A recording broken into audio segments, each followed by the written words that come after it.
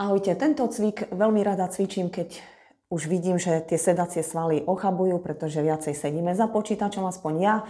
Mám toho dosť, ale mám svoju prácu veľmi rada. No a vlastne potrebujeme ten zadok trošku viacej zdvihnúť, nielen zo spodnej časti, ale aj práve tú vrchnú. Dobre, aby tam bol ten sval. Tento cvik je na to veľmi dobrý. Je to v podstate taká druhá časť cviku, ktorého som nazvala psík, pretože sme na štvornožkách, teda po štvornožky. Dobre, priehlavky na podložku, opretí sme o dlane.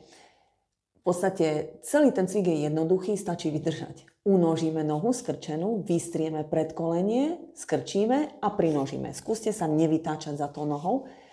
Pozeráme sa priamo a poďme spolu. Hore, vystrieť, skrčiť, dolu.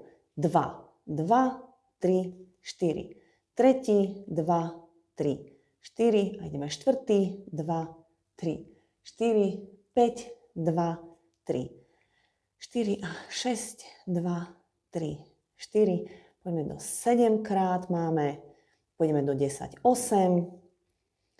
Dýchame voľne, 9. Čím vyššie koleno, tým lepšie.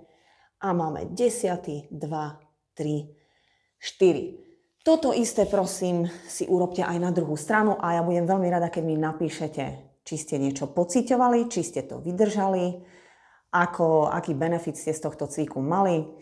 No a môžete mi kľudne napísať aj nejaké námety na videá, ktoré by pokrývali nejakú inú časť tela, ktorú by ste vy chceli práve precvičiť.